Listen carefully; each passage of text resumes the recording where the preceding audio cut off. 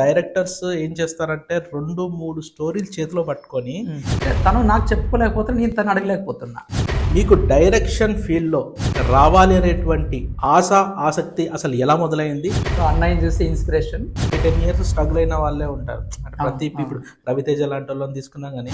So ఓ రోజు ఏమైందంటే నాకు ఢిల్లీ నుంచి మా friends Navodaya batch world wide ఉన్నారు. అంత మాటలు కాదు భయ్యా, డబ్బులు నన్ను నమ్మి మీరు డబ్బులు పెడుతున్నారంటే కష్టం కదా అని చెప్పాను. బలంగా పట్టుకొని కొన్ని సంవత్సరాల పాటు స్ట్రగుల్ అయ్యి నాకు ఇదే స్టోరీ కావాలి అని చెప్పి స్ట్రగుల్ మళ్ళీ దానికి ఆలోచన చేసుకొని ఇంకొకటి చేయడము. ఎక్కడెక్కడ ఒక్క చిన్న ఫ్లా కూడా లేదు దీంట్లో. ఒక 1 month నేను రఘు వెంబడి తిరిగాను మా ఆఫీస్లోనే, తనతో గమనించుకుంటూ స్పై లాగా తిరిగాను. న్యాచురాలిటీ అంటే యాక్టింగ్ లో కెమెరా ఆన్ అయినప్పుడు ఒకలాగా బిహేవ్ చేసి రెగ్యులర్ గా ఎట్టుండడానికి కాకుండా క్రిస్టోఫర్ మాస్టర్, నరేష్ మాస్టర్ ఇద్దరు వాళ్ళు మంచి మార్షల్ ఆర్ట్స్ లో వాళ్ళు బ్లాక్ బెల్ట్ వాళ్ళు. అంటే మీరు హైదరాబాద్ కి వచ్చినప్పుడు మీ యొక్క స్థితి ఏంటి? సో నేను ఒక 96లోనే హైదరాబాద్కి వచ్చాను. అది వచ్చి ఇక్కడ సెటిల్ అవుదాం అనుకుంటే నాకు సెట్ కాక ఊరు వెళ్ళిపోయినా. 80 రూపీస్ తీసుకొని 30 రూపాయలేమో ఇచ్చాను అతనికి, ఎవరు లారీ డ్రైవర్కి. తర్వాత నాకు షెల్టర్ ఎక్కడ అనుకుంటే బస్ స్టాండ్ షెల్టర్. ఒక బ్లాక్ బస్టర్ వస్తేనే ఒక హీరో సూపర్ హీరో అవుతాడు, సూపర్ స్టార్ అవుతాడు. అయితే ఆ బ్లాక్ బస్టర్ రావడానికి కారణం ఎవరు? Yes, director. So director is a backbone of every movie. ప్రతి మూవీకి కూడా బ్యాక్ బోన్ డైరెక్టర్. సో ఇక్కడ మనం ముఖ్యంగా చూసినట్లయితే బాహుబలి సినిమా కానివ్వండి, ఈడియట్ సినిమా కానివ్వండి, ఇక్కడ స్టార్ని సూపర్ స్టార్ చేసేసింది డైరెక్టర్. ఎస్, సో అలా డైరెక్టర్ మొత్తం ఇన్వాల్వ్ అవుతూనే డైరెక్టర్ యొక్క విజన్తోనే హీరో సూపర్ హీరో అవుతాడు. అయితే ప్రతి ఒక్క డైరెక్టర్ అంటే తను ఫ్రెషరా లేకపోతే ఎక్స్పీరియన్స్ డైరెక్టరా సంబంధం లేకుండా సూపర్ హిట్ మూవీస్ ఎన్నో అందించారు. మన తెలుగు చలనచిత్ర చరిత్రలో చూసుకుంటే 1960sలో 1960sలో ఎన్టీఆర్ గారు కానీ, ఏఎన్ఆర్ గారు కానీ, సూపర్ స్టార్ కృష్ణ కానీ ఇటువంటి సూపర్ హీరోస్ ఎవరూ లేకుండా సాధారణమైనటువంటి యాక్టర్స్తోని ఒక కొత్త డైరెక్టర్ అప్పటి వరకు రికార్డులన్నీ బద్దలు కొట్టేసి ఒక అద్భుతమైనటువంటి సినిమా అందించారు. అదే తాత మనవడు సినిమా. డైరెక్టర్ ఎవరో కాదు, దాసరి నారాయణరావు గారు. సో ఫస్ట్ సినిమానే సూపర్ హిట్. అలానే తర్వాత కాలంలో మనకి రామ్ గోపాల్ వర్మ ఫస్ట్ సినిమా శివతోనే సూపర్ హిట్ కొట్టారు. అలా డైరెక్టర్ యొక్క స్పెషాలిటీతోని, డైరెక్టర్ యొక్క విజన్ అండ్ ఫోకస్తోని ఎన్నో అద్భుతమైనటువంటి సినిమాలు మనకు అందడం జరిగింది. ఇప్పుడు ఈ మధ్యనే చూసుకుంటే బలగం సినిమా. బలగం సినిమాలో కూడా వేణు ఫస్ట్ మూవీ ఒక అద్భుతమైనటువంటి కథతో, కథనంతో సెన్సేషన్ క్రియేట్ చేశారు. సో డైరెక్టర్కి ఒక విజన్, ఒక ఫోకస్ ఉంటే యాక్టర్స్ కొత్త వారైనా సరే అద్భుతమైనటువంటి సినిమా రావడం పక్కా. అలానే మనకి రాబోతా ఉంది వెంకటలక్ష్మితో. ఎస్, మనతో పాటు ఉన్నారు రామ్మూర్తి గారు. సో రామ్మూర్తి గారు ఫస్ట్ సినిమా వెంకటలక్ష్మితో మనందరి ముందు రాబోతా ఉన్నారు. సో వారిని అడిగి మరిన్ని వివరాలు తెలుసుకుందాం. సో నమస్కారం సార్.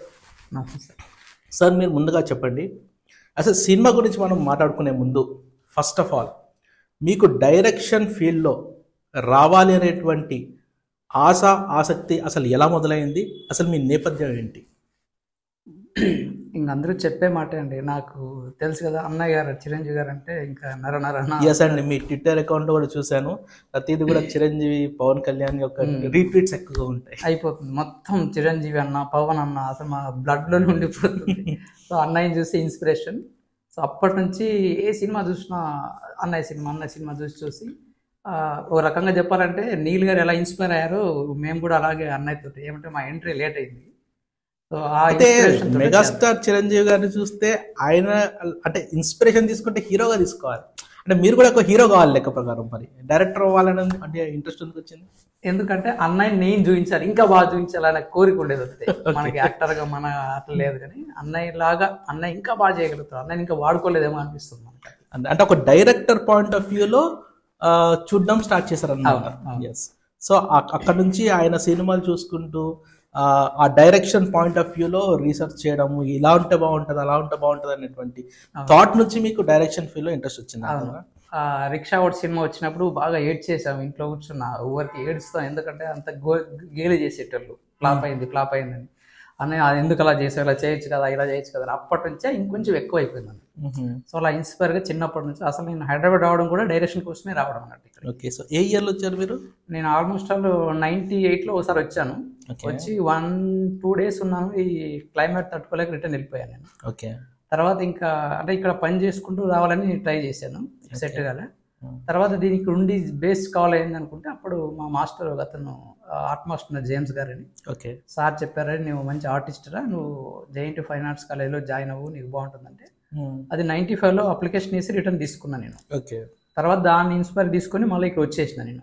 వచ్చేసి అప్లై చేసిన జేఎన్టీలో సీట్ వచ్చింది. ఇంకా అప్పుడు అనుకున్నా ఇంకా నాకు వచ్చింది, నేను ఎట్టి తిరిగి కావాలా డైరెక్టర్ కావాలని చెప్పేసి ఉన్నది మనసులో. ఓకే సో యాదృచ్ఛికం మేము తెలియదు కానీ నన్ను రాహుల్ అని మా అన్న ఉంటాడు, నిషాద్ అహ్మద్ అని, మన ఫైన్ ఆర్ట్స్ కాలేజ్ అని. ఓకే అన్న బాగా అప్పటికి ట్రై చేసేవాడు యాక్టర్ చేయాలని. సో నన్ను ఒకసారి తీసుకెళ్ళాడు, ఎప్పుడు అసిస్టెంట్ అన్నకు నేను. అన్న ఏం చెప్తా చేసేటాడు, ఎందుకంటే నాకు ఫుడ్ అంతా అన్ననే. నాకు హైదరాబాద్లో ఏం లేదు, అన్న ఎక్కడ చెప్తాడు, టాటూలు పోర్ట్రేట్లు ఇలా ప్రోగ్రామ్స్ ఉండేవి.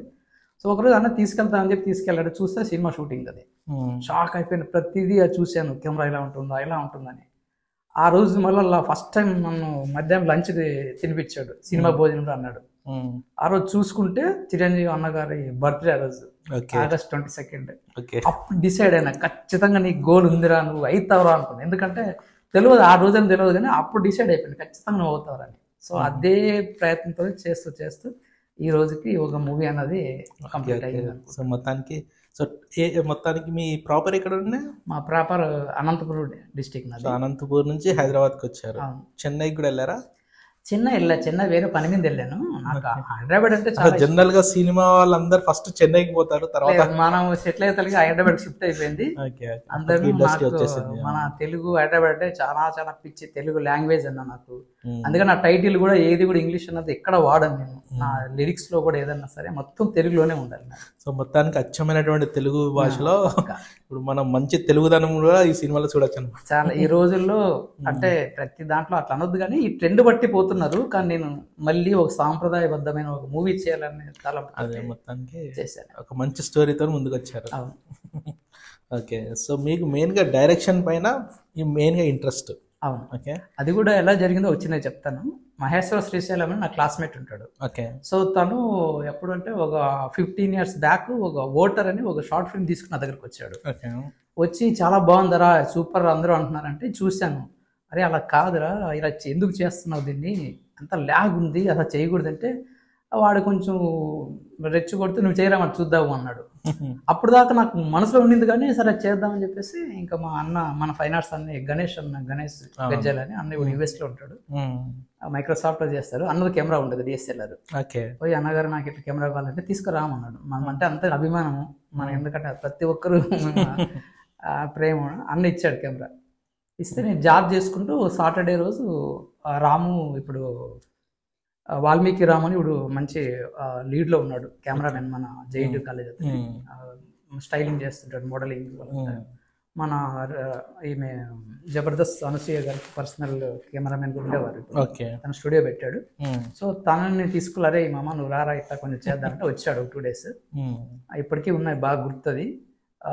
నవంబరు మొత్తం చలి, గట్టుగా పోయి చలిలో మొత్తం షర్ట్ తీసేసి రంగు వేసేసి కొత్తగా చూపించాలని చెప్పేసి వాడిని పెట్టి అది తీసాము.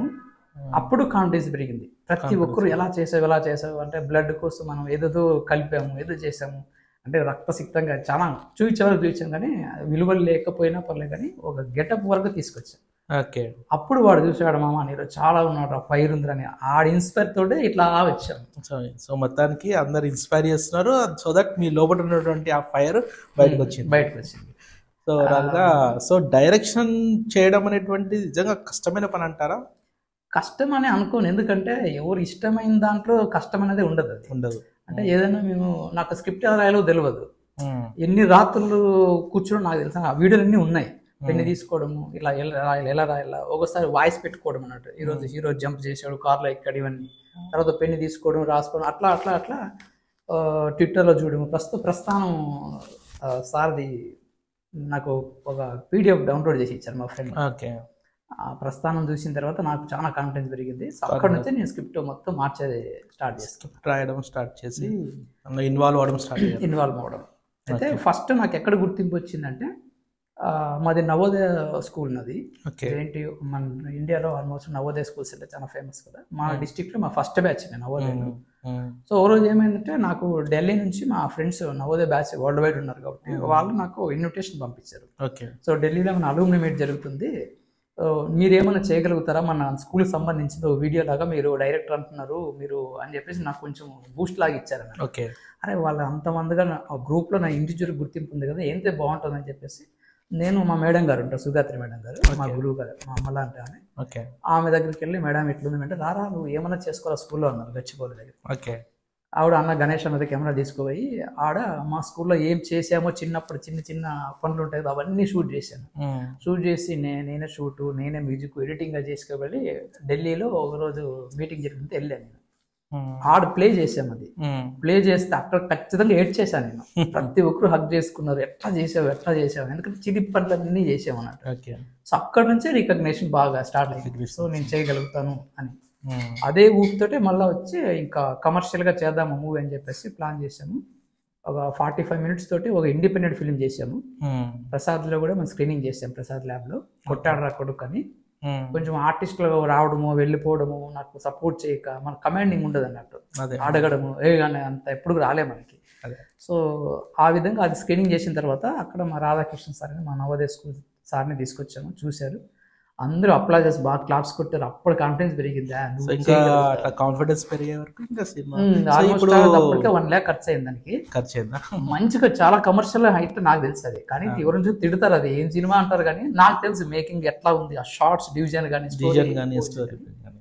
సో ఆ వచ్చిన ఊపుతోటి కొంచెం మనము స్లో చేస్తాం, పెద్ద వాళ్ళకి వెళ్ళాలి అని చెప్పేసి దగ్గర 8 years నాశనం చేసుకున్నాం లైఫ్ అంతా. 8 years స్కిప్ రెడీ చేసుకోవడం, ప్రతి హౌస్కి తిరగడం, ప్రతి ఒక్కరికి తిరగడం. చివరికి ఇంకా లైఫ్ కూడా అటు ఇటు అయిపోయి ఇంకా మానేసి జాబ్కి వెళ్ళిపోయినా. జాబ్కి మళ్ళీ ఆగదు కదా, మళ్ళీ లాగడం వెనక్కి. సో ఇంకా మంచి కొత్త సినిమా చేద్దామని చెప్పేసి. మెయిన్గా ప్రతి డైరెక్టర్కి కూడా ఇదే సమస్య అండి. డైరెక్టర్ని కాదు, యాక్టర్కైనా ఎవరికైనా ఇనీషియల్గా చాలా అట్లీస్ట్ ఒక 5-10 years స్ట్రగుల్ అయిన వాళ్ళే ఉంటారు. అంటే ప్రతి ఇప్పుడు రవితేజ లాంటి వాళ్ళని తీసుకున్నా కానీ స్టార్టింగ్లో చాలా స్ట్రగుల్స్ చాలా ఎక్కువగా ఉంటాయి. ఇప్పుడు మోహన్ బాబు గారైనా సరే, ఎవరైనా సరే. సో అలానే మీరు కూడా డైరెక్టర్గా ఛాన్స్ కోసం చాలా వెయిట్ చేస్తారు. ఎందుకంటే ఇప్పుడు ఎవరిని అనేది ఏం లేదు, మన బ్యాక్గ్రౌండ్ అలాంటిది. మనం ఎక్కడో పల్లె నుంచి వచ్చి ఇక్కడ నాకు ఛాన్స్ అంటే ఎవరు ఇస్తారు? చాలా మంది. ఎగ్జాంపుల్ మెగాస్టార్ చిరంజీవి గారైనా సరే ఇప్పుడు కాంపిటీషన్ ఎక్కువ కదండి అప్పుడు. ఓకే, ఇప్పుడు ఒక ఎగ్జాంపుల్ ఏంటంటే, నేను మౌంట్ ఒపేరాలోకి వెళ్ళాను. నేను ఒకసారి మౌంట్ ఒపేరాలో ఒక ప్రోగ్రామ్ జరిగితే రాహుల్ అని పంపించారు. పోర్ట్రేట్ టాటూస్ వేస్తుంటే తమ్మారెడ్డి భరద్వాజ్ దగ్గర షూట్ నడుస్తుంది. ఇంకా నాకు టాటూ వదిలేసాను, ఇంకా అది ఎట్టి తిరిగి అటు పోలని చెప్పిపోయినా ఒక 1/2 hour వెయిట్ చేసిన, 1 hour వెయిట్ చేసిన. పోయి ఇంకా బ్రేక్లో పోయి సేల్ కట్టుకుని, సార్ నాకు ఒక ఛాన్స్ ఇవ్వండి సార్. ఏంది యాక్టింగ్ అన్నాడు. లేదు సార్ డైరెక్షన్ చేస్తాను. ఎవరా నువ్వు అన్నాడు. తమ్మారెడ్డి భరద్వాజ్. సార్ నేను చాలా ఇంట్రెస్ట్ ఉంది సార్ అంటే, అట్లా కుదరదమ్మా, తెలిసిన వాళ్ళు ఉంటారు, ఆమె ఎవరికి తోడు చెట్లా అడుగుతాడమ్మా, వెళ్ళిపో అన్నాడు. అవును నేను అన్న గట్టికాచలం పోలీరు గట్టికాచలం గారని అప్పుడు ఒక సినిమా వచ్చింది. ఆ ఇన్స్పిరేషన్తో సార్తో వచ్చాను సార్ అంటే, లేదమ్మా సారే ట్రై చేసుకొని చెప్పేసి పంపించేసాడు. అట్లా చెప్తున్నా, అంత స్ట్రగుల్స్ తోటి ఇంకా ఆపకుండా చేస్తూనే పోతున్నాం. కంటిన్యూస్గా ప్రయత్నం చేస్తూ ఉండడం అనేటువంటిది అందులో ఒప్పుకునే రకం కాదు, ఓడిపోతున్నామని. ఈ క్రమంలో ఏమవుతుందంటే చాలా మంది ఫ్రెండ్స్ నేను దూరం చేసుకున్నా. అయితే ఇప్పుడు మనకి ఈ వెంకటలక్ష్మి సినిమా స్టార్ట్ అవడానికి అసలు ఎట్లా ఇనిషియేట్ అయింది అనమాట? ఈ అవకాశం ఎట్లా వచ్చింది? ఏం మన ఫ్రెండ్ ప్రదీప్ కుమార్ నారా అని మా జూనియర్, నాకు బ్రదర్ లాంటాడు, తను ఆస్ట్రేలియాలో ఉంటాడు. తను ఒక మూవీ ప్రొడ్యూస్ చేశాడు, అమౌంట్ పెట్టాడు. అది సరిగ్గా ఆడలేదు, ఆ మూవీ పేరు కూడా నాకు తెలియదు. ఆల్మోస్ట్ చాలా ఏం లేదు అది. సో ఆ సినిమాలో ఒక బిట్ చూసాను నేను. దాన్ని ఇన్స్పైర్గా తీసుకుని స్టోరీ రాసుకున్నాను నేను యాక్చువల్గా. తర్వాత ఏమైందంటే యాక్చువల్గా హర్రర్ బేస్ అది, నేను రాసిన కూడా హర్రరే, కానీ హర్రర్ మొత్తం వెళ్ళిపోయి కంప్లీట్ సస్పెన్సివ్ సైకలాజికల్ థ్రిల్లర్ ఇది. అంటే మీరు సపోజ్ అక్కడ పెన్ను ఉంది కదా, ఆ మేడం అంటారు ఆ పెన్ను కాదు అది పెన్ను ఇవ్వు అంటే, పెన్ను ఎక్కడ ఉంది మేడం అంటారు. అక్కడ ఉంది, ఓ సారీ సార్ అంటారు కదా, భ్రమ నుంచి బయటపడతా చూడు. సినిమా కూడా అంత భ్రమ నుంచి బయటపడాను, అంతే, నథింగ్. దాన్ని మనం ఎలా ప్రజెంట్ చేయాలి, చూసి ఆడియన్స్కి థ్రిల్ ఎలా ఇవ్వాలనేది ఒక పాయింట్ అంతే. సో ఫస్ట్ ఈ స్టోరీ మీరు రాసుకున్న తర్వాత ఎవరికి అంటే మెయిన్గా ప్రొడ్యూసర్కి ఫస్ట్ చెప్పారా? కుమార్ గారని నా క్లాస్మేట్, నా చిన్నప్పటి దోస్తు. సో తను చాలా ప్రోత్సహించారు. ఓ రకంగా రావాలంటే తనే, ఇంతవరకు వచ్చానంటే తనే. ఎందుకంటే ప్రతి షార్ట్ ఫిల్మ్ తనే ప్రొడ్యూస్ చేశాడు. ఈవెన్ ప్రసాద్ ల్యాబ్లో వేయాలన్నా తన అడ్వాన్స్ ఇస్తే డబ్బులు తీసుకెళ్ళి కట్టి ప్లే చేశాను. చాలా ప్రోత్సహించాడు. సో ఎప్పుడు చేసినా తనతోనే సినిమా తీయాలని ప్లాన్ చేశాను నేను. కానీ కోవిడ్ రావడం వల్ల అనుకోకుండా నేను దూరం వెళ్ళిపోయినాను. తను కూడా రియల్ ఎస్టేట్లో బిజీగా ఉండిపోయాడు. సో అందుకోసమే నేను ఇంకా అడగలే. నాకు కూడా అంత ఎక్స్పీరియన్స్ అప్పటికి లేదు కదా, తను అడగలేదు. తన వేరైనా నేను వేరైనా. కానీ అనుకోకుండా మా ఫ్రెండ్ ఒక అతను ఎట్లా చేద్దాము, మూవీ చేద్దాము అనుకుంటున్నావు కదా, ఏమైనా చేస్తావు అంటే, భయ్యా అంత మాటలు కాదు భయ్యా, డబ్బులు నన్ను నమ్మి మీరు డబ్బులు పెడుతున్నారంటే కష్టం కదా అని చెప్పి అనుకుంటే తను స్టార్టింగ్లో ఒక 30తో చేద్దాము, 40తో చేద్దామని వచ్చాడు. అది కాస్త ఇప్పుడు దగ్గర 1.5 దాకా వెళ్ళిపోయింది అన్నట్టు. సో అలా జర్నీ స్టార్ట్ అయింది. అయితే అంతకంటే ముందు రవితేజ గారిది బ్రహ్మాజీ గారు వాళ్ళ అబ్బాయి సంజయ్ గారు ఉన్నారు. ఆ టైంలో కోవిడ్ టైంలో ఒక సినిమాకి వర్క్ చేస్తాను. కో డైరెక్టర్గా ఆర్ట్ అసిస్టెంట్గా చేశాను. నరేష్ తుమ్మల అని మన అన్న కూడా చనిపోయారు, అతను కోవిడ్ వచ్చి. అన్న ఆర్ట్ డైరెక్టర్ దానికి. అది మా ఫ్రెండ్ది మూవీ యాక్చువల్గా. రాజేష్, ఎంవిటి రాజేష్ అని. తను నన్ను బాగా ఎంటబడ్డాడు, మూవీ చేద్దాం నాకు అంత ఆవిడ కాన్ఫిడెన్స్ అంటే నాకు తెలియదు వీళ్ళు మూవీకి అడుగుతున్నారు ఏం అడుగుతున్నారని.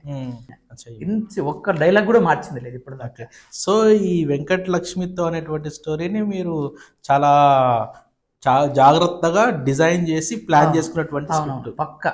దానికి కూడా దాన్ని స్టోరీ కూడా ఎలా ఫ్రీ అయింది కూడా జస్ట్ మీకు 1 minute చెప్తాను నేను. దానికంటే ముందు ఏంటంటే ఈ స్టోరీని నేను die hard fan fame Shiva Alapati garu ఉన్నారు. సార్ కూడా కలిసాను నేను, చిత్రకూట కాలనీపై కలిసాను. సార్ చాలా ఇంప్రెస్ అయిపోయాడు. రామ్ మీరు ట్రై చేయండి, నేను ట్రై చేస్తాను, చాలా బాగుంది నేను చేస్తాను అన్నారు. ఎందుకంటే ఇది కొంచెం స్ట్రీట్ ఫైట్ బ్యాక్గ్రౌండ్లో ఉంటుంది అన్నట్టు. సో తను కూడా మంచి ఆ type box street fight martial arts type sir కూడా. సో అది కూడా కొంచెం అప్రోచ్ కల. తర్వాత అనిల్ మోగిలి అని అనిల్ గారు గజ్వేల్ ఉంటారు. సార్ కూడా 2 మూవీస్ వచ్చాయి.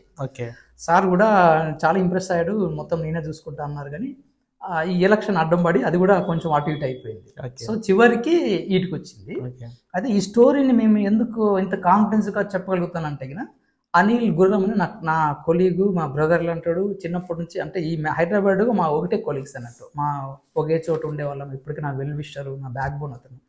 సో తను మంచి IT talented, one of the IT guy in the Hyderabad అతను చెప్పుకోవచ్చు. టెక్కీ గై అన్నట్టు. ప్రతి టెక్నాలజీ అతను కరెక్ట్ ఉంటుంది. అతను ఏంటంటే ఒక సాఫ్ట్వేర్ తయారు చేద్దాం మనకు అప్పుడు, ఎందుకంటే ఏది ఉండలేక మాట్లాడుకుంటాం కదా. ఇప్పుడు సినిమాలు అన్నీ ఫ్లాప్ అవుతాయి మూర్తి, ఎందుకు మనము ఒక ఫార్ములా క్రియేట్ చేసి మనము సినిమా ప్రొడ్యూసర్స్కి ఇవ్వచ్చు కదా అన్నాడు. ఎలా చెప్పండి అనిల్ అన్న. ఇప్పుడు బాహుబలిలో ఒక పాయింట్తో హిట్ అయింది, గ్యాంగ్ లీడర్ హిట్ అయింది. ఇట్లా హిట్ పాయింట్లు అన్ని కలెక్ట్ చేసుకుందాము. కలెక్ట్ చేసుకుని ఇప్పుడు మీరు స్టోరీ తీసుకుని మా దగ్గరకు వస్తారు. వచ్చిన తర్వాత ఈ స్టోరీలో ఈ ఎలిమెంట్స్ ఉన్నాయా లేదా, ఈ ఎలిమెంట్స్ లేకపోతే ఎందుకు ఫ్లాప్ అయ్యే ఛాన్స్ ఉంది, ఎందుకు హిట్ అయ్యే ఛాన్స్ ఉన్నాయి. అట్లా ఆ సాఫ్ట్వేర్ తయారు చేసి వాళ్ళకి ఇచ్చేద్దాం మనము, చూద్దామని అనుకున్నాం అన్నట్టు. ఆ టైంలో మన స్టోరీ చెప్పాను అనిల్కి. చెప్తే తను ఒక కోన్ ఎలిమెంట్ చెప్పాడు. ఒక ట్విస్ట్ స్టార్ట్ చేసావు, వచ్చిందా, ఎప్పుడు ఎండ్ అయింది, టకాన్ పడిపోద్దు, స్మూత్గా ఎండ్ అయిపోవాల, ఇంకో ట్విస్ట్ చేయాలి, స్మూత్గా ఎండ్ అయిపోవాలి. కోన్ ఎలిమెంట్ తీసుకొచ్చాడు అతను. సో ఈ సినిమాలో చాలా ట్విస్ట్ ఉంటాయి. ట్విస్ట్లు అసలు సినిమా మొత్తం మీరు ఎక్కడ అంచనా వేస్తే మటుకు మీకు ఆల్మోస్ట్ ఆల్ మీరు విన్ అయినట్టే నాకంటే మీరు. ఎందుకంటే ఎవరు ఎక్కడ ఎక్స్పెక్ట్ చేసే ప్రసక్తి అయితే నేను ఇవ్వలేదు. సో టోటల్ ఎన్ని సంవత్సరాల నుంచి మీరు ఈ స్టోరీ పట్టుకున్నారు? దగ్గర 10 years ఉందండి. 10 years నుంచి స్టోరీ ఉంది. సో 10 సంవత్సరాల నుంచి మీరు ఈ స్టోరీని పట్టుకొని ఉన్నారు అంటే స్టోరీ అంత బలంగా ఉంది అని చెప్పి మీరు నమ్మాను. అందులోనూ చాలా మంది క్వశ్చన్లు వేస్తారు, ఇక్కడ అంటారు. మళ్ళీ దానికి ఆలోచన చేసుకొని ఇంకొకటి చేయడము, ఎక్కడైనా ఒక్క చిన్న ఫ్లా కూడా లేదు దీంట్లో. అదైతే పక్కా జరిగింది. ఎందుకంటే చాలా వరకు డైరెక్టర్స్ ఏం చేస్తారంటే 2-3 స్టోరీలు చేతిలో పట్టుకొని ఏ స్టోరీ ఎవరిని ఎట్లా ఇంప్రెస్ చేయాలో అట్లా స్టోరీ వాళ్ళకి అలైన్ చేసేసుకుంటూ రీడిజైన్ చేసుకుంటూ రీమోడిఫికేషన్ చేసుకుంటూ వాళ్ళని మెప్పించే ప్రయత్నం చేస్తుంటారు. కానీ మన సినీ చరిత్రలో చూసుకుంటే ఎవరైతే ఒక స్టోరీని బలంగా పట్టుకొని కొన్ని సంవత్సరాల పాటు స్ట్రగుల్ అయ్యి నాకు ఇదే స్టోరీ కావాలి అని చెప్పి పెట్టుకున్నారో వాళ్ళ సినిమా మాత్రం 100% సక్సెస్ అయింది. అది మీ ఫీలింగ్ కూడా సక్సెస్ అవ్వచ్చు. ఎందుకంటే 10 years నుంచి మీరు ఒక స్టోరీని పట్టుకోవాలంటే డెఫినెట్ గా ఆ స్టోరీని మాత్రం మనం రివీల్ చేయము, అందరూ కూడా మీరు థియేటర్లోనే చూడాలి. కానీ ఆ సినిమా మీరు 10 years నుంచి పట్టుకున్నారంటే డెఫినెట్ గా ఒక మంచి స్టోరీ అయ్యి ఉంటుంది. అందులో మెయిన్ గా థ్రిల్ అంటే మామూలుగా ఆ క్యూరియాసిటీ క్రియేట్ చేయడం, ఆ సస్పెన్స్ ని క్రియేట్ చేయడం, ద సేమ్ టైం దాన్ని రివీల్ చేయడం అవన్నీ కూడా చూడాలి. ఇంకా సినిమా ఇంకా చూడాలనేటువంటి ఫీలింగ్ అయితే నాకైతే స్టార్ట్ అయిపోయింది. సో ఇప్పుడు మనకు చెప్పండి, సినిమా హీరో రఘు గారిని సెలెక్ట్ చేసుకోవడానికి మెయిన్గా కేవలం తను చూడడానికి అందంగా లుక్ బాగుందనే విషయమా, లేకపోతే నిజంగా యాక్టింగ్ స్కిల్స్ని మీరు కోర్ లెవెల్లో చూసారా?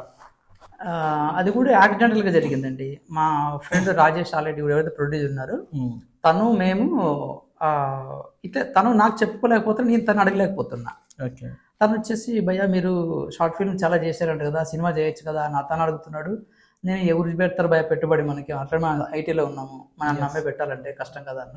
తర్వాత తనే వచ్చి నేను ఇంత అమౌంట్ పెడతాను స్టార్ట్ చేస్తావా అంటే, మిగతా అమౌంట్ ఎవరు పెడతారు అన్నప్పుడు నేను అన్నా సరే కొంతమంది గ్యాదర్ చేద్దామను అంటే, నాకు రఘు కొన్ని షార్ట్ ఫిల్మ్ చూశాను. రఘు చాలా బాగా చేశాడు యాక్టింగ్, కొన్ని చోట్ల సస్పెన్సివ్లో బాగా చేశాడు.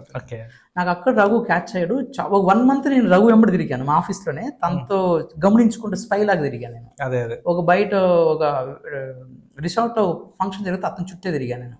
తర్వాత రాజేష్ చెప్పారు, రాజేష్ ఇట్లా తీసుకుందాం రఘుని అంటే, నువ్వు ఓకే అని కూడా తీసుకుని నాకేం చెప్పొద్దు అన్నాడు. పోయి ఓ రోజు అడిగాను, రఘు ఇట్లా ఉంది పరిస్థితి అంటే, అన్న నేను చేయాలా అన్నట్టు అన్నా.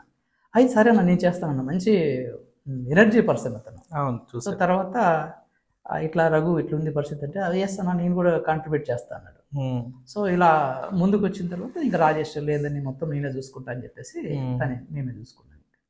సో రఘు మంచి సపోర్టివ్, అంటే దానికి ఎందుకో ఒక డిఫరెంట్ ఫ్లేవర్స్ కనిపిస్తాడు నాకు. మలయాళీ యాక్టర్ లాగా కనిపిస్తాడు. సో కొంచెం డిఫరెంట్ అటైర్ ఉంది కాబట్టి రఘుని తీసుకోవడం.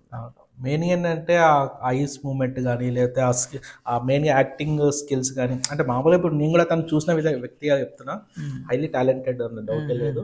అయితే మీరు మెయిన్గా ఏంటంటే తనని ఒక స్పై రూపంలో, అంటే న్యాచురాలిటీ, అంటే యాక్టింగ్ లో కెమెరా ఆన్ అయినప్పుడు ఒకలాగా బిహేవ్ చేసి రెగ్యులర్ గా ఎట్టుండడానికి కాకుండా, రెగ్యులర్ గా అసలు న్యాచురల్ గా తన వాకింగ్ స్టైల్ కానీ, ఐ మూమెంట్స్ కానీ అవన్నీ గమనించి మొత్తానికి టోటల్ గా మీరు స్టోరీని ఎంత జాగ్రత్తగా డిజైన్ చేసుకున్నారో, హీరోని కూడా అంత జాగ్రత్తగా ప్లాన్ చేసుకున్నారన్న ఇక్కడ సరౌండింగ్స్ లో పట్టుకున్నాం. కొంచెం ఫైట్స్ దగ్గర ఇబ్బంది పడ్డాడు, దాని కూడా బాగా ట్రైనింగ్ తీసుకున్నాడు.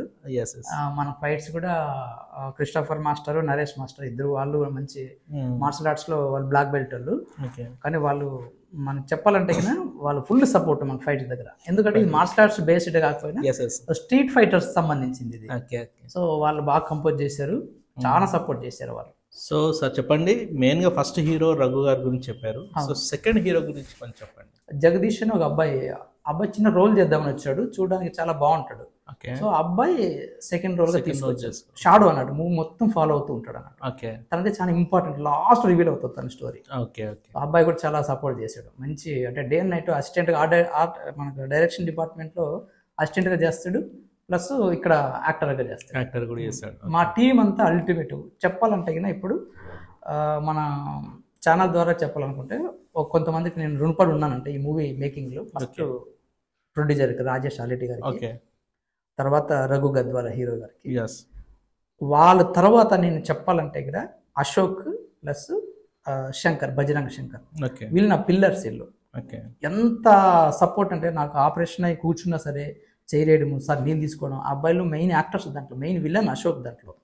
ప్లస్ ఎక్కడి నుంచి వచ్చేది బావా అనడము, నా సొంత బావమరిదిలాగా ఆడు శంకర్ లేకపోతే మూవీ లేదు.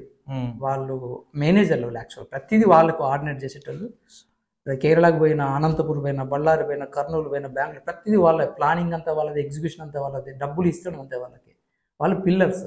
ఇప్పుడు వాళ్ళ ద్వారానే మన మూవీ కంప్లీట్ అయింది. సో ఇంకా ముఖ్యంగా ఏంటంటే మనకి ఇద్దరు హీరోయిన్స్ ఉన్నారు, ప్రియాంక అండ్ శివప్రసన్న.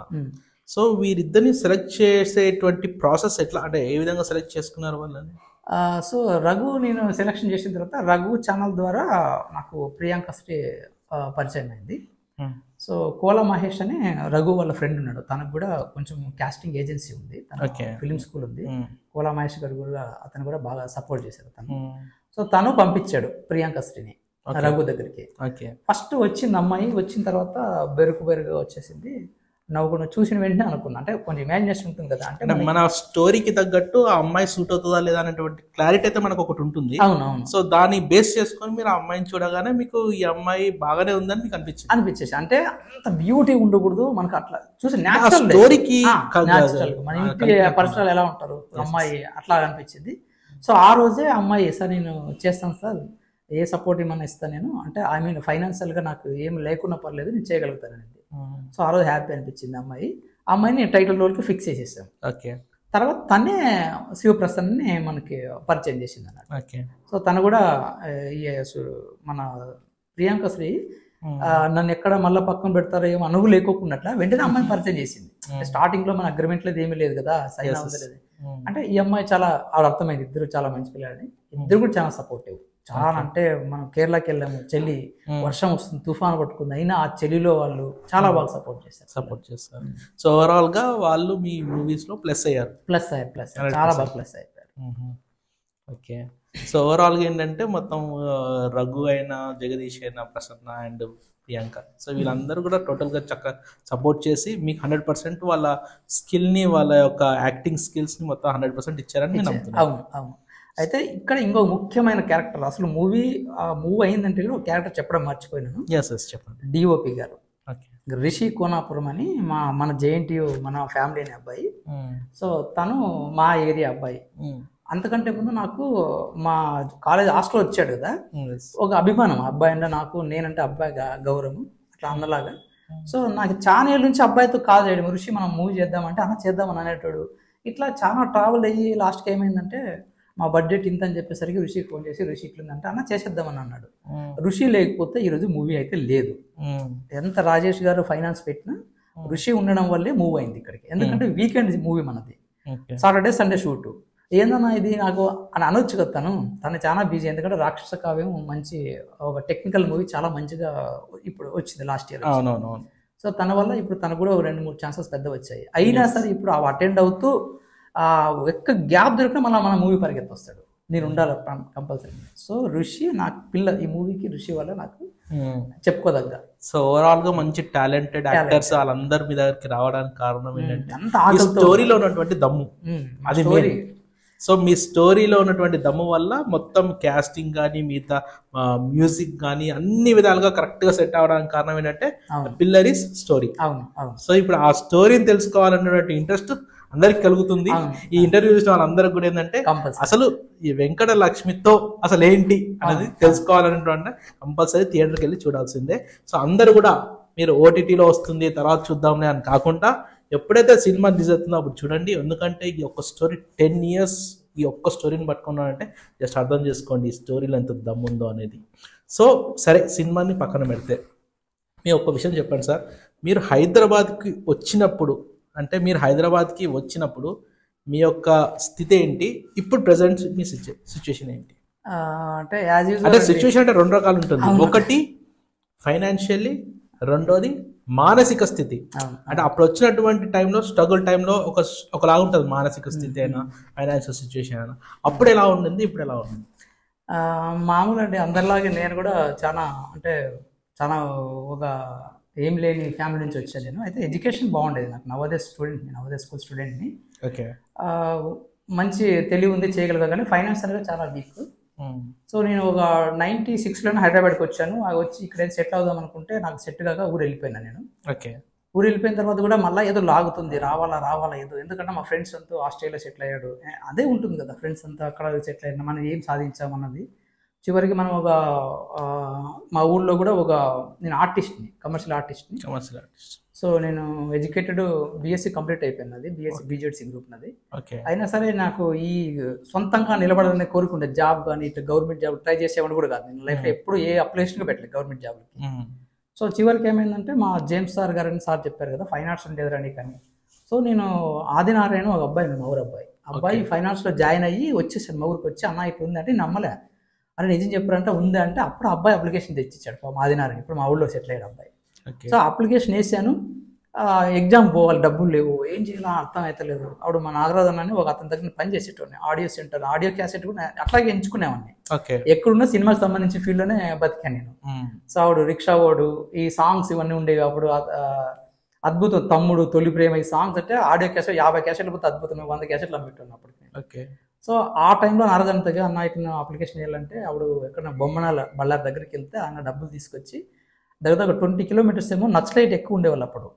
ఆ 20 kilometers రాత్రిపూట నడుచుకుంటూ వెళ్తున్నా, చుట్టూ చూస్తున్నా ఎవరైనా వస్తారా, ఆ భయం నాకు ఇక్కడ ఉంది హైదరాబాద్. నాకు ఆ భయంలో కూడా వచ్చి మళ్ళీ నైట్ లారీ ఎక్కేసి వచ్చి అప్లికేషన్ తీసుకుని అప్లై చేసిన. ఎగ్జామ్ సెంటర్కి వచ్చేసిన, ఎగ్జామ్ రాసిన. నాకు అర్థం అవ్వాల. మా ఫ్రెండ్, నా ఫిలాసఫర్ మా ఫ్రెండ్ ఉంటాడు రమణారెడ్డి అని, అరే నీకు ఎందుకు వస్తుందిరా జాబు ఇది సీట్ నీకు, మొత్తం almost state wise country wide competition పడతారు అక్కడ ఫైన్ ఆర్ట్స్లో అంటే, ఏమో రా నా చేద్దాం రా అని చెప్పాను. పోయి ఎగ్జామ్ రాసిన తర్వాత 22 వచ్చింది ర్యాంక్ నాకు. అప్పటికి అంటే మనకు తెలుసు మనకు ఖచ్చితంగా మనకే రావాలి, మనకి ఎవరికి వస్తుంది, కాన్ఫిడెన్స్ అయితే ఎప్పుడు తగ్గలే మనకి. ఓకే. సో 22 వచ్చేసరికి నాకు కాన్ఫిడెన్స్ పెరిగింది అమ్మాయి అని చెప్పేసి. ఇంకా రవీందర్ రెడ్డి నాకు చిన్నప్పటి నుంచి కష్టాల్లో తన తోడున్నాడు. ఇప్పుడు కొంచెం నేనే కొంచెం దూరం జరిగాను, ఎందుకంటే ఈ జర్నీలో చాలా మంది ఇబ్బంది పెడుతున్నాను నేను. ఎందుకంటే వాళ్ళు నేను బాధపడడం చూడడం ఇవన్నీ అందరికి చాలా మంది దూరం పెట్టాను. ఒక రకంగా చెప్పాలంటే నాకు ఎక్కడైతే నెగిటివ్ వైబ్రేషన్స్ ఉన్నో అవన్నీ దూరం జరిగాను నేను. ఇప్పుడు నాకు పాజిటివే కావాలి. ఇప్పుడు నాకు ఎవరైతే నువ్వు ఇది చేయగలుగుతూ ఉంటే వాళ్ళతో జర్నీ స్టార్ట్ చేసి ఆ కాలంలో అందరినీ దూరం చేసుకున్నా. అది నా తప్పు, వాళ్ళ తప్పు, ఇంత కూడా ఏం లేదు.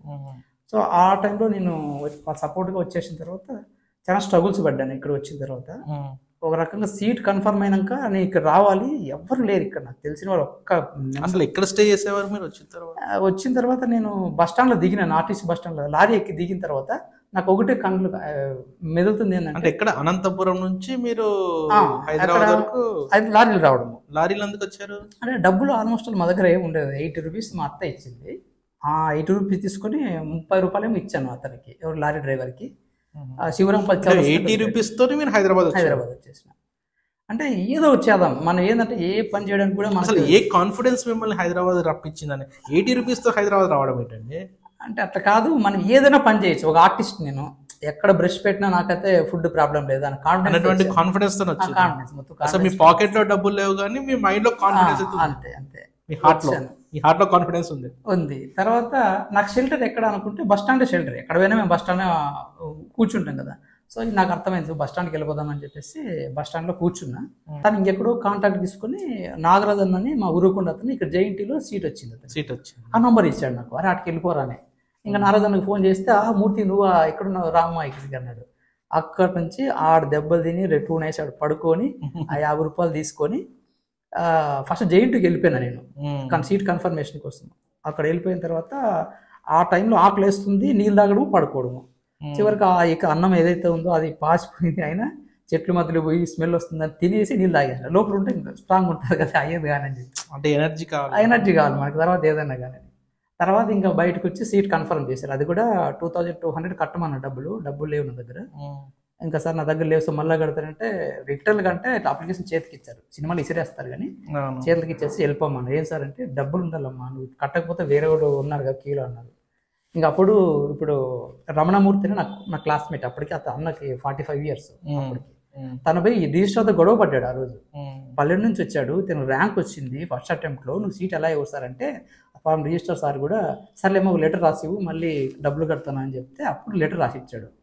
అప్పుడు మూర్తి నువ్వు ఊరికి పోయి డబ్బులు అరేంజ్ చేసుకురాపో అని చెప్తే అప్పుడు ఆ లెటర్ తీసుకుపోయి వాళ్ళకి ఇస్తే, సర్లే మీరు పోయి కంప్లీట్ ఇచ్చారా అని చెప్పేసి అలా ఇచ్చేస్తారు. నాకు ఇచ్చాడు లెటర్. తర్వాత 2002 ఎలా తీసుకోవాలి నాకు అర్థమవుతలేదు.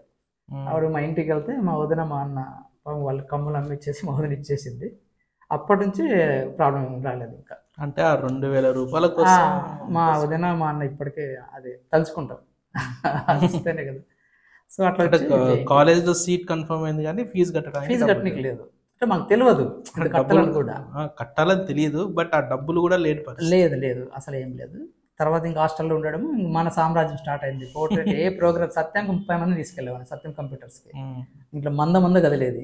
ఆ రోజు 10,000 వచ్చేది, అన్నకి ఇస్తే అన్న నాకు నమ్మని ఇచ్చేవాడు. సో అట్లా స్ట్రగుల్ పడుతూ వచ్చాము అక్కడికి. ఓవరాల్గా ఏంటంటే మంచిగా ఇప్పుడైతే డైరెక్టర్గా ప్రూఫ్ చేసుకోవాలనేటువంటి ఒక కసితోని ఇంట్రెస్ట్తోని మెయిన్గా 10 years నుంచి క్యారీ చేస్తున్నటువంటి స్టోరీని ఇప్పుడు మీరు జనాలకు చూపించాలనుకుంటారు. సో వాళ్ళు యాక్సెప్ట్ చేస్తారని నమ్మకం ఉందా? ఒకటి ఏంటంటే ఎవరికి టైం ఉండదు ఇక్కడ. వాళ్ళ సినిమా థియేటర్కి కానీ ఒక 1/2 hour ముందు టీవీ ఎందుకు కూర్చుంటారంటే వాళ్ళు ఏదో అంత మర్చిపోయి అది చూద్దాము, ఒక ఏదైనా కొత్తదనం వస్తుందా ఆ టైం కోసమే. దాన్ని మనం డిస్టర్బ్ చేసామనుకో నా మొహం కూడా చూడు తర్వాత ఎవరు కూడా, ఈ అమ్మ డబ్బా కూడా వచ్చాడు అనేదే ఉంటుంది. మేబీ నాకున్న బడ్జెట్ పరంగా కానీ నాకున్న ఈ వీకెండ్ మూవీ వల్ల కానీ ఎక్కడన్నా అటు ఇటు స్లో అయినట్టు వచ్చామో చెప్పలేను, కానీ స్టోరీ మట్టుకు ప్రతి ఒక్కరికి ఒక థ్రిల్ అయితే నేను ఇవ్వగలుగుతాను. అంటే ఎవరైతే థియేటర్లో డబ్బులు కట్టి వచ్చారో వారికి మాత్రం న్యాయం చేస్తాను అని మీరు 100%, 1000% నేను స్టోరీ పరంగా నేను మీరు ఎక్స్పెక్ట్ చేస్తే అది మీరు నాకంటే మీరు విన్ అయినట్టే చెప్తున్నా. ఎందుకంటే నెవర్ ఎక్స్పెక్ట్, ఈ స్టోరీ ఎవరు ఎక్స్పెక్ట్ చేయలేరు. స్క్రీన్ ప్లే ఓరియంటెడ్ ఇది. సో థియేటర్కి వస్తే మాత్రం 2 hours లాక్ చేసేస్తాం. అదేం పక్క. ప్లస్ ఇంకొకటి ప్లస్ పాయింట్ ఏం చెప్తా అంటే సాంగ్స్ అల్టిమేట్ ఆసమ్ సాంగ్స్ ఇవి. ఎందుకంటే అంత అద్భుతంగా కుదిరాయి, మీరు వినండి. ప్రతి జోనర్ ఉన్నాయి సాంగ్స్ దీంట్లో. ఈ సాంగ్స్ కూడా ఒక చిన్న బ్యాక్గ్రౌండ్ ఉంటుంది. నేను ఒక 2-3 అప్రోచ్ అయ్యాను. నా యొక్క సాంగ్కి ఇది సిచ్యుయేషన్, దీనికి ఏమైనా రాసిస్తారని అడిగాను. అప్పుడు నాకు 10,000 డిమాండ్ చేశారు. ఇప్పుడు 10 years బ్యాక్. నాకు ఈ పరిస్థితిలో 10 years ఎవడు ఇవ్వమని చెప్పేసి నేను ఆదిత్య గారికి కాల్ చేసి, సార్ నాకు ఏమైనా ఒక ట్యూన్ ఇస్తారా, మీరు లిరిక్ ఎవరితో రాయిస్తారని ట్యూన్ ఇచ్చాడు. అది టైటిల్ సాంగ్ ఇచ్చాడు. నేను అప్పుడు సరే మనం ఎందుకు ట్రై చేయకూడదని రాసాము. అది ఫస్ట్ అప్లాజు. ఇంకా అయిపోయి మొత్తం సాంగ్స్ అన్ని మంచి చెప్పాను. సో ఒక్కసారి మీరు సాంగ్స్ మొత్తం రికార్డింగ్ చేసాక మీకు కాన్ఫిడెన్స్ వచ్చేసింది. మొత్తం లిరిక్స్ అంతా నావే. ప్రతి సాంగ్ నేను కొన్ని డిజైన్ చేసాం, సపరేట్ సాంగ్ డిజైన్ చేసాం. అంటే మామూలుగా పల్లవి చరణం ఇట్లుంటాయా, మన సిచ్యువేషనల్ సాంగ్ క్రియేట్ చేసాం.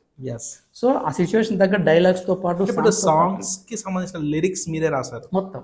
అంటే మెయిన్ ఏంటంటే ఇక్కడ అడ్వాంటేజ్ ఏంటంటే ఎవరైతే డైరెక్టరో ఎవరైతే ఆ స్టోరీని రాశారో వారే రాసినటువంటి లిరిక్స్ ఇంకా ఎక్కువ ఇన్వాల్వ్మెంట్ ఉంటుంది. ఎందుకు చెప్తున్నా ఎందుకంటే వాళ్ళకి స్టోరీలో గ్రిప్ ఉంటుంది కాబట్టి. అది ఎందుకు చెప్తున్నానంటే ఇప్పుడు కొంతమంది మాటలు కూడా వేరే వాళ్ళకి ఇవ్వండి, సాంగ్స్ ఇవ్వన్నారు, ఇవ్వాలి తప్పదు, మనం అన్నీ చేస్తే కుదరదు. కానీ ఏమంటున్నానంటే ఆ క్యారెక్టరు ఏ స్థాయిలో ఉంది అంటే అతను గ్రాంధిక భాష వస్తే ఆ వర్డ్స్ వాడాలి. ఓకే, న్యాచురల్ బాయ్ ఎలా ఉంటాడు మన ఇంటి పక్కన పిల్లాడు, ఆ వర్డ్స్ పెడితేనే తొందరగా ఎక్కుతుందని చెప్పేసి మనము ప్రతిదీ నేను హ్యాండిల్ చేసుకున్నది. చాలా మందికి వినిపించాను కూడా. రఘుకి అయితే నా డైలాగ్ చాలా బాగా నచ్చాయి. ఎందుకంటే హీరోయిజం అలాగే ఉంటాయి. సో సాంగ్స్ కూడా చాలా బాగా వచ్చాయి, లిరిక్స్ బాగా కుదిరాయి. సో 2 పాటలు మనం కేరళలో తీసుకున్నాము, చాలా బాగా వచ్చినాయి. మంచి లొకేషన్స్ కూడా ప్లాన్ చేశారు. ఆ లొకేషన్స్ ఫిదా అయిపోతారు నేను చెప్పాలంటే. So most of the scenes అన్ని కూడా ఒక థ్రిల్ లెవెల్లో ఉండి థ్రిల్లింగ్ లెవెల్లో ఉంటాయి. Okay fine. సో ఇప్పుడు కొంచెం చిన్న ర్యాపిడ్ క్వశ్చన్స్ అనమాట. సో నీ ఫేవరెట్ మూవీ? నా ఫేవరెట్ మూవీ ఎప్పటికీ చరిత్ర ఉన్నంతవరకు జానీ. మా అన్నది జానీ.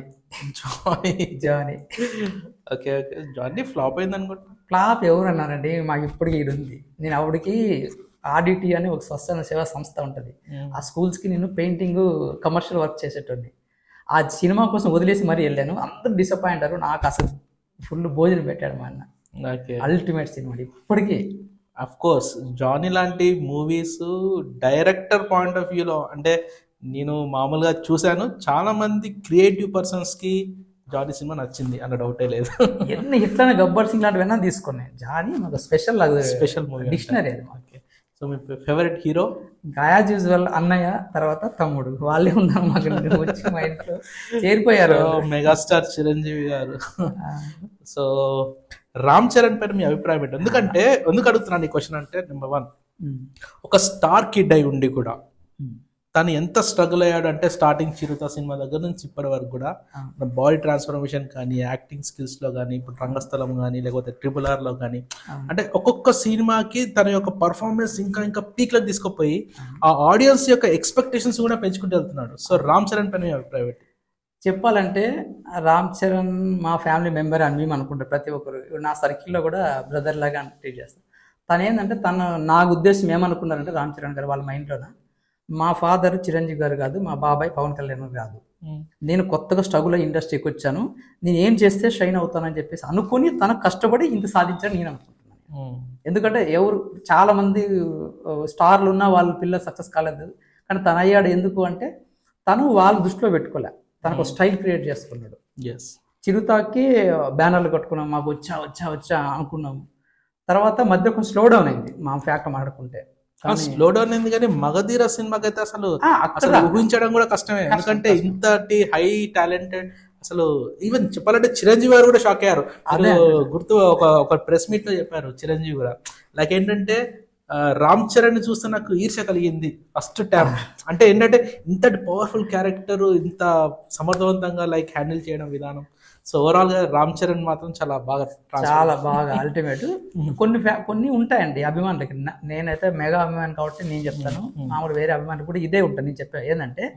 ఇప్పుడు రామ్ చరణ్ సినిమా వచ్చిన, పవన్ కళ్యాణ్ సినిమా హిట్ అయింది అనుకో, మాకు ఆ 1 month తెలియని ఆనందం అని ఇట్లా తలుపుకుంటూ నవ్వుకుంటూ ఇట్లా ఇట్లా ఊపుకుంటూ అది ఉంటుంది అన్నట్టు అది.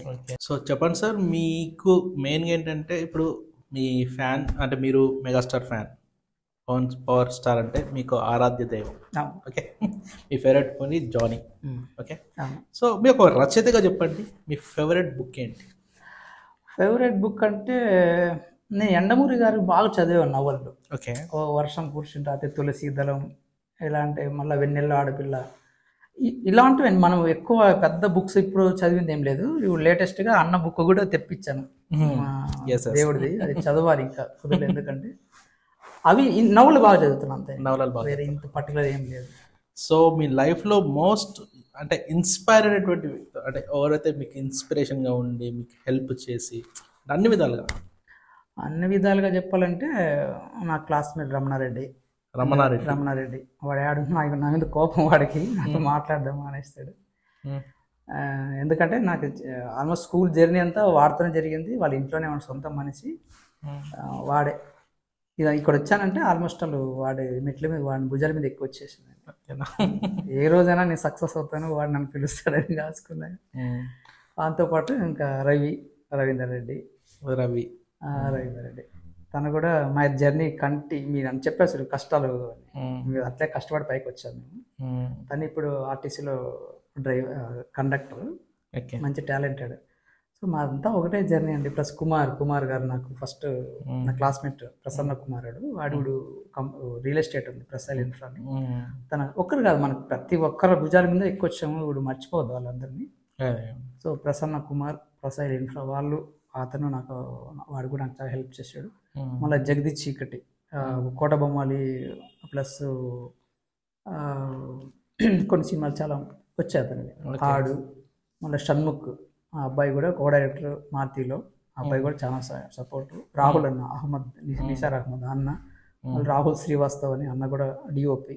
ఓకే, వాళ్ళు. మళ్ళీ ఇంకో రకంగా చెప్పాలంటే మా ఆఫీస్లో కూడా మా మేనేజర్ ఉన్నారు, షౌరి గారని. తను ఎంత స్ట్రిక్ట్ అంటే అంత స్ట్రిక్ట్, భయం వేస్తుంది. అంటే ప్రాసెస్ పరంగా చాలా అంత ఓరియంటెడ్ ఎవరు ఉండరు, కానీ చాలా సపోర్ట్ ఇచ్చాడు అతను కూడా. ఓకే, సో ప్రతి ఒక్కరు చాలా సపోర్ట్ ఇచ్చారండి. సో ఓవరాల్గా వెంకటలక్ష్మితో సినిమా హై బడ్జెట్ సినిమానా లేకపోతే లో బడ్జెట్ సినిమానా, అసలు ఏంటి బడ్జెట్? మేము లో బడ్జెట్తోనే స్టార్ట్ చేసామండి. కానీ ఒక రకంగా చెప్పాలంటే ఇప్పుడున్న పరిస్థితిలో 7-8 crores లేని ఏ మూవీ జరగదు. మెయిన్గా స్టార్ కాస్టింగ్ లకే సగం డబ్బులు 60% డబ్బులు అయిపోతాయి. ఒక రకంగా చెప్పాలంటే స్టార్ కాస్టింగ్ తప్ప మిగతా టెక్నికల్ అంతా మేము బాగా ఖర్చు పెట్టుకున్నాం. అదే మీరు ఊహించుకోండి, స్టార్ కాస్టింగ్ లేకుండా ఒక మూవీ ఎలా చేయగలదో అలా చేస్తాం మేము. అదే ఒక బలగం అనుకోండి, అంతేనా? లేకపోతే దాసనారాయణ, నా ఫేవరెట్ మూవీ తాత మనోడు ఉండొచ్చు అది. కానీ దాసనారాయణ స్వయంవరం అంటే నాకు పిచ్చి అండి అసలు. అంటే నేను చెప్పేది ఏంటంటే మెయిన్గా first direction movie sensation create చేసింది. No star casting, NT Rama Rao, ANR లాంటి స్టార్ కాస్టింగ్ ఎవ్వరూ లేకుండా కొత్త యాక్టర్స్ని పెట్టి, మామూలు యాక్టర్స్ని పెట్టి ఫస్ట్ డైరెక్టర్. అప్పటి వరకు ఉన్నటువంటి రికార్డ్స్ అన్ని బద్దలు. తాతమ్మ మనవడు. ఆ తాతమ్మ కళ తర్వాత మన బలగం కానీ ఇంకా ఈ సినిమాలు కొన్ని ఎట్టుంటాయంటే స్టోరీనే నమ్ముకొని బలంగా వెళ్ళే వాళ్ళకి రిజల్ట్ వచ్చి తీరుతుంది అంటారు. సో ఇది నాకు ఒక రకంగా చెప్పాలంటే నా డ్రీమ్ ఈ కాన్సెప్ట్. ఇంకా ఒక స్టోరీ ఉంటుంది, యాక్చువల్గా అది నా డ్రీమ్. ఒక రకంగా చెప్పాలంటే అది అర్జున్ గారితో ప్లాన్ చేసుకుందామని ఊహించుకుని రాసుకున్నాం మనం. అర్జున్ గారు ఉంటారు కదా, కానీ నా ఎంట్రీ కావాలి కాబట్టి ఒక మంచి గ్రిప్పింగ్ స్టోరీ తెలితే ఈడు వచ్చాడు ఎలా చేశాడు ఈ స్టోరీ అది చెప్పుకోవడం అని చెప్పేసి ఈ స్టోరీ తీసుకోవడం. యాక్చువల్గా ఇది చిన్నది నాకు ఎలిమెంట్. కానీ సో ఇప్పుడు మొత్తానికి మీరు ఒక 2.5 hours మూవీని ప్లాన్ చేశారు కదా. సో ఫ్యూచర్లో మీకు ఇంకా నెక్స్ట్ వెబ్ సిరీస్, ఎందుకంటే ఈ మధ్య టాప్ డైరెక్టర్స్, టాప్ యాక్టర్స్తో సహా వెబ్ సిరీస్ పైన కూడా ఎక్కువ ఫోకస్ చేస్తున్నారు. సో వెబ్ సిరీస్ పైన మీ అభిప్రాయం ఏంటి? అంటే ఇప్పుడు చూసే ఆడియన్స్కి మనం రీచ్ కావాలి.